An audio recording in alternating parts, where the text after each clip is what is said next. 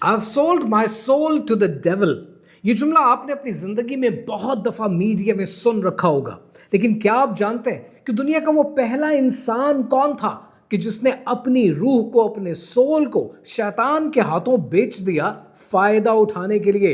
اس انسان کا ذکر آپ روزانہ کی بنیاد پر نہیں کرتے، لیکن اس کے چھوڑے ہوئے ایکشنز آج ہزاروں سال بعد بھی آپ کی زندگی میں شامل ہیں. And the worst is you don't even know about it. ابھی آپ کے ساتھ میں ایک ویڈیو شیئر کرنے لگا ہوں. اس ویڈیو میں آپ یہ دیکھیں گے کہ آپ کے من چاہے سیلیبریٹیز، چاہے کیٹی پیری ہو، چاہے یو ہنی سنگھ ہو، یا چاہے باب ڈیلن ہو، یا چاہے ایمینم ہو، یہ سب کلیم کر رہے ہیں that they have sold their soul to the devil. What do you mean by that? تھوڑی دیر پہلے بھی آپ نے کہا شیطانی طاقتیں تھیں. ڈس ریسپیکٹ کیا بہت سپر پاور کو، آلمائٹی گاڈ کو، اور گلوریفائی کیا بری چیزوں کو. تو وہ میرے لیرکس میں بھی دکھتا ہے، وہ میرے میوزک ویڈیوز میں بھی دکھتا ہے، وہ میری ساؤنڈ میں بھی سنائی دیتا ہے. Sold my soul to the devil. I sold my soul for about $55. I sold my soul to the devil. I know it's a crappy deal. Lisa came with a few toys like a Happy Meal. Had we sold our soul to the devil? How else can you explain us being here on the Well, it goes back to the destiny thing. I mean, I made a bargain with it, long time ago, and I'm holding up my end. What was your bargain? To get where I am now. Should I ask who you made the bargain with? with the chief commander.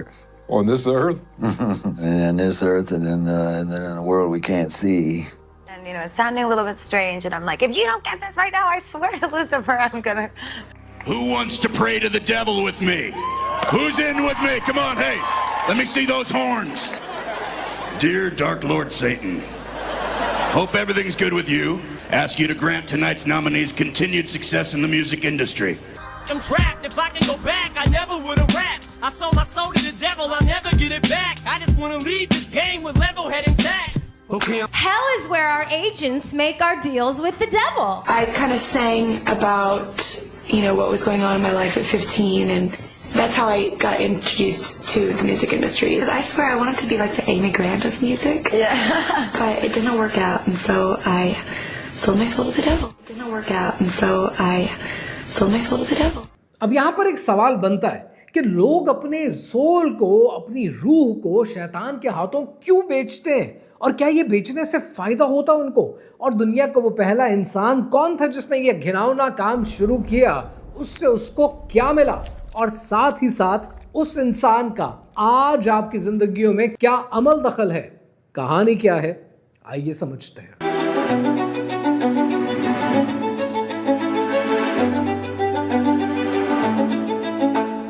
ابھی screen پہ جو video میں آپ کے ساتھ share کرنے لگا ہوں، یہ ویڈیو دیکھ کر تو آپ حیران ہو جائیں گے. یہ صدیوں پرانی ویڈیو نہیں ہے، یہ 2025 کی ویڈیو ہے.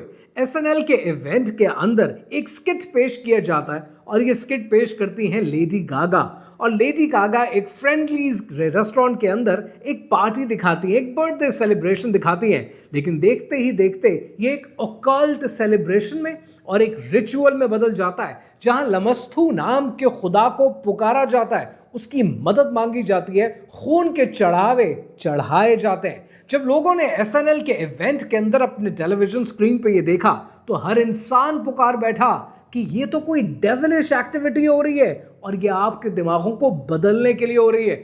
لیکن لیڈی گاگا کا کیا یہ ایک ایونٹ اکیلا اپنی نوعیت میں تھا؟ ہرگز نہیں. کیٹی پیری کی ڈارک ہارس ویڈیو تو آپ کو یاد ہوگی کہ جس میں بار بار ایجپشن اوکلٹ سمبلز تھے، اور ون آئی کا سمبل بار بار استعمال کیا گیا، بار بار غلامی دکھائی گئی، بار بار آپ کو نئے خدا انٹروڈیوس کیے گئے. لیکن یہ بھی اکیلا ایک ایونٹ نہیں تھا. آپ نے جے-زی کو میوزک انڈسٹری کے اوپر حکمرانی کرتے دیکھا ہے، لیکن آپ نے جب بھی جے-زی کو دیکھا ہے تو وہ ایک راک سائن بناتے ہیں، پیرامڈ کا سائن بناتے ہیں. اور یہ سائن بنانے والا جے-زی اکیلا نہیں ہے. جے-زی کے ساتھ آج دنیا کے کتنے ورلڈ لیڈرز یہ سائن بناتے ہیں. لیکن آپ نوٹ ہی نہیں کرتے کہ کس طرح آرٹ کے نام پر آپ کو نیا مذہب بیچا جاتا ہے. آپ کے ایمان میں کنفیوژن کریٹ کی جاتی ہے. بیونسے نے جگہ جگہ پر بیبلونین آئیڈلز کو آپ کے سامنے پیش کیا, اور ایک ویڈیو دکھاتا ہوں, یہ ان کے کانسرٹ سے ہے, اور ان کے کانسرٹ میں دیکھنے والے تو اسکرین کی طرف دیکھ رہے ہیں, لیکن دیکھنے والے کو کیا نظر آ رہا ہے اور کیا پیغام دیا جا رہا ہے, یہ دیکھ کر آپ کے رونگٹے کھڑے ہو جائیں گے. تو آپ نیچرلی سوال پوچھیں گے کہ یہ سب کچھ ہو کیا رہا ہے. اس کہانی کو سمجھنے کے لیے آپ کو ماضی میں جانا ہوگا, اور آپ کو جانا ہوگا حضرت نوح علیہ السلام کے دور میں, کہ جب اللہ سبحانہ و تعالیٰ نے سویلائزیشن کو ختم کر دیا, دنیا کو ایک نیا آغاز دیا, کیونکہ دنیا میں اتنی کرپشن ہو چکی تھی کہ اس کو صاف کرنا بہت ضروری تھا. اگر حضرت ادریس علیہ السلام سے منسلک بک آف اینوک کی کہانی سچی ہو تو اس کہانی میں آپ نے یہ دیکھا کہ کیسے نیفلم کے کردار ہیں. بڑے بڑے درخت ہیں جو آسمانوں کو جاتے ہیں, بادلوں کو کراس کرتے ہیں. نیفلم دنیا میں فساد مچاتے ہیں, انسانوں کو جادو سکھاتے ہیں, انسانوں کو ہتھیار بنانا سکھاتے ہیں, اور شیطانی طاقتوں کی دی ہوئی یہ ساری ٹیکنالوجی, یہ ساری جادوگری ختم ہو جاتی ہے جب حضرت نوح علیہ السلام کے دور کا وہ طوفان آتا ہے. اب یہاں پر ایک بات آپ کے لیے سمجھنی بہت ضروری ہے. ان ویڈیوز کے ذریعے اور اس سیریز کے ذریعے میں سارے انبیاء کا ذکر نہیں کر رہا, لیکن میں آپ کو تاریخ کے امپورٹنٹ ایونٹس بتا رہا ہوں. حضرت آدم علیہ السلام اور ان کے بیٹوں کے دور میں مونوتھیزم تھا, ایک رب کی عبادت کی جاتی تھی. لیکن جب حضرت ادریس علیہ السلام کا دور آیا تب شرک کامن ہونا شروع ہو گیا اور پولیتھیزم چھا گیا. لیکن حضرت ابراہیم علیہ السلام کے دور تک آتے آتے کہانی بدل گئی, جہاں پر نمرود نے خدائی کا دعویٰ کیا.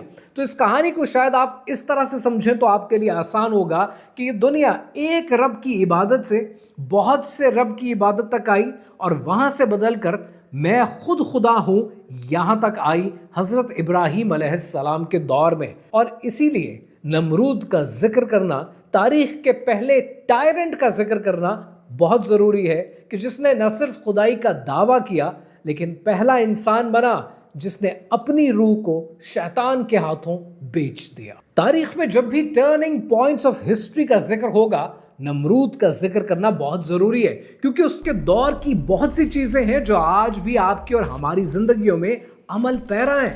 سب سے بڑی چیز جو نمرود کے دور سے آج تک ہماری زندگیوں میں ہے وہ یہ بینکنگ سسٹم اور یہ سود کا نظام ہے جو اس کے دور میں انٹروڈیوس ہوا. اس نے اپنے شہر بابل کے اندر ظلم کی انتہا کر دی. جبری مشقت سے اس نے ایک ایسا ٹاور بنایا کہ جو ٹاور آسمان کو چھوتا تھا. ابن کثیر کے مطابق یہ ٹاور بیک برکس کے ساتھ اور بٹومن کے ساتھ بنایا, اور اس ٹاور کا مقصد یہ تھا کہ نعوذ باللہ خدائے بزرگ و برتر کا مذاق اڑایا جائے کہ اب ہم آسمانوں تک پہنچ سکتے ہیں لڑنے کے لیے. بہت اونچا اس ٹاور کو جو بنایا گیا, اس مینار کے اندر جگہ جگہ پر پولیتھیزم شروع ہو گیا, بتوں کی عبادت شروع ہو گئی. بال جیسے, بیفومٹ جیسے کیریکٹرز انٹروڈیوس ہو گئے, لیکن ایک عبادت جو اس نے اپنے لوگوں پر لازم کر دی وہ نمرود کی اپنی عبادت ہے. نمرود کو خدا کا درجہ دینا ہے. نمرود کا تعلق حضرت نوح علیہ السلام کی نسل سے تھا. اللہ سبحانہ و تعالیٰ نے اسے بادشاہت نصیب کی, لیکن اس بادشاہت سے اس نے صرف بدبختی حاصل کی. نمرود بن کنان بن کش بن سام بن نوح, اور یہ سب ہونے کے باوجود نمرود نے آج زندگی اور موت اپنے ہاتھ میں رکھ لی. اللہ سبحانہ و تعالیٰ نے ارشاد فرمایا, اے حبیب کیا تم نے اس کو نہیں دیکھا تھا جس نے ابراہیم سے اس کے رب کے بارے میں اس بنا پر جھگڑا کیا کہ اللہ نے اسے بادشاہی دی ہے. جب ابراہیم نے فرمایا میرا رب وہ ہے جو زندگی دیتا ہے اور موت دیتا ہے, اس نے کہا میں بھی زندگی دیتا ہوں اور موت دیتا ہوں. ابراہیم نے فرمایا تو اللہ سورج کو مشرق سے لاتا ہے, بس تو اسے مغرب سے لے آ. تو اس کافر کے ہوش اڑ گئے, اور اللہ ظالموں کو ہدایت نہیں دیتا. یہاں پر ایک اور امپورٹنٹ ایلیمنٹ ہے جو ابن کثیر نے جس کا ذکر کیا ہے, اور وہ ہے زگورت کا. ज़िगुरत वो इमारत होती है कि जिसके अंदर इबादत की जाती है, जो नमरूद के दौर में बनी, और ये टेम्पल्स आपने इजिप्शियन ईरा में भी देखे हैं। लेकिन इनके अंदर बड़े मकामात पर जाने की इजाज़त नहीं होती, हायर एल्टीट्यूड पे और ऊंचे फ्लोर्स पे जाने की इजाज़त नहीं होती। वहाँ पर सिर्फ वो हवारी जा सकते हैं कि जो अपने रब से, सो कॉल्ड रब से, नमरूद से पैगाम ले सकते हैं, उसके अहकामात ले सकते हैं। अब ये बात सुनकर आपको समझ नहीं आएगा जब तक आप मेल गिब्सन की मूवी एपोकलिप्स नहीं देखेंगे कि जहां पर अंदर की इमारत में जाने का इख्तियार सिर्फ चंद हवारियों को है जो दीन बेचा करते हैं। अब यहाँ नेचुरली आपके जहन में एक सवाल आएगा कि नमरूद के पास इतना इल्म कहां से आया कि उसने ऐसा मीनार बना दिया जो आसमान तक जाता है, उसने ऐसी टेक्नोलॉजी हासिल कर ली कि वो जिंदगी और मौत दोनों लोगों को दे सकता है। ये सब नमरूद के पास कैसे आया? अब ये समझने के लिए आपको समझना पड़ेगा कि फॉस्टियन बार्गेन किसे कहते हैं। जर्मनी में कहावत मशहूर है कि एक स्कॉलर हुआ करता था जिसका नाम था जॉन फोस्ट, और जॉन फोस्ट ने इल्म हासिल करने के लिए और दुनिया के मज़े लेने के लिए, दुनिया के प्लेजर हासिल करने के लिए अपने सोल को डेविल के हाथों बेच दिया। जॉन फोस्ट तो मर गया, लेकिन उसके बाद उसके काम को, इस अमल को लेकर गोएथे ने अपनी किताबों में, अपने काम में जगह जगह पर उसका जिक्र किया, जिसकी वजह से इस अमल को आज फॉस्टियन बार्गेन कहते हैं। नमरूद वो पहला इंसान था जिसने अपनी रूह को, अपने सोल को डेविल के हाथों बेचा। आज लोग ये सोचते हैं कि हज़रत नूह अलैहिस्सलाम के दौर में अगर बुक ऑफ इनॉक की कहानियों को सच भी मान लें, जब तूफान आया तो सब कुछ वाइप आउट हो गया, तो दोबारा नमरूद के पास ये इल्म कहाँ से पहुंचा? एक बात हम भूल जाते हैं कि अल्लाह सुब्हानो तआला ने सब कुछ तो वाइप आउट कर दिया, लेकिन एक दुश्मन हमेशा से था जो आपका और मेरा और आने वाली नस्लों का भी दुश्मन है। वो अपनी जगह मौजूद है, और वो है शैतान। अल्लाह सुब्हानो तआला कुरान पाक में इरशाद फरमाते हैं कि शैतान ने कहा, फिर इनको आगे से और पीछे से, दाएं से और बाएं से, गर्ज हर तरफ से आऊंगा और इनकी राह मारूंगा। यानी शैतान खुला दुश्मन है। हम जब ट्रांसलेशन करते हैं ना, हम बड़ी गलत ज्यादती करते हैं। हम ये कहते हैं कि शैतान ने कहा है कि वो आदम को भटकाएगा। आप उस जगह पर आदम को ना रखें, आप उस जगह पर मुझे रखें, अपने आप को रखें। शैतान ने कहा है कि वो हमें भटकाएगा। और आज फॉस्टियन बार्गेन हो या किसी भी सेलिब्रिटी की ये एंडोर्समेंट हो कि मैंने शैतान को अपना सोल बेचा, अपना ज़मीर, अपनी रूह बेची, उस सब का मतलब ये है कि 4 दिन की चांदनी है, फिर अंधेरी रात है। उसके बाद इन लोगों का बना क्या? वो दुनिया में भी रुसवा हुए और वो आखिरत में भी रुसवा हुए। इतनी टेक्नोलॉजी, इतनी जादूगरी जो शैतान ने नमरूद को दी, उसके बाद नमरूद का क्या बना? नमरूद तो एक मच्छर के हाथों मर गया। तो अगर कभी भी ये ख्याल आपके जहन में आए तो आपने हमेशा याद रखना है कि शैतान आपका खुला दुश्मन है। और दूसरी बात जो आपके जहन में रहनी चाहिए कि नमरूद का दौर इसलिए इम्पोर्टेंट है कि आज जितना आप देखते हैं अपने मीडिया में, म्यूजिक इंडस्ट्री में और फिल्मों में, आप हैरान नहीं होते कि आज आपको जितने ओकल्ट सिंबल्स मिलते हैं ये आते हैं नमरूद के दौर से। आज दुनिया के अंदर सेल्फ प्रेज कहाँ से आती है, सेल्फ इंपॉर्टेंस कहाँ से आती है? ये तब आती है कि जब इंसान अपने आप को रब मान लेता है। क्या आपको ये बात पता है कि दुनिया में पहली बार ऑल सीइंग आई, एक आंख जो सब कुछ देख रही है, जिसको आप म्यूजिक वीडियोस में भी देखते हैं, केटी पेरी के गानों में भी देखते हैं, ये पहली बार नमरूद के दौर में इंट्रोड्यूस हुआ। बाल और बैफोमेट के कैरेक्टर्स नमरूद के दौर में इंट्रोड्यूस हुए। अपने आप को बड़ा कुछ मानना, नाउजुबिल्लाह रब से ऊपर मानना, ये नमरूद के दौर में इंट्रोड्यूस हुआ। और यही कैरेक्टर्स आपको फैशन शोज में मिलते हैं, मेडूसा में मिलते हैं, वर्सेस के फैशन शोज में, गुची के फैशन शोज में, आप बालेंसियागा के फैशन शोज उठाकर देखें, आप हैरान हो जाएंगे कि कैटवॉक से लेकर, रनवे से लेकर, प्रोडक्ट से लेकर, आपके फैशन डिजाइन्स तक ओकल्ट सिंबल्स की निशानदही करते हैं, लेकिन हम इनको पहचानते नहीं हैं। और ये एक और साजिश है जिसकी कहानी अभी बाकी है।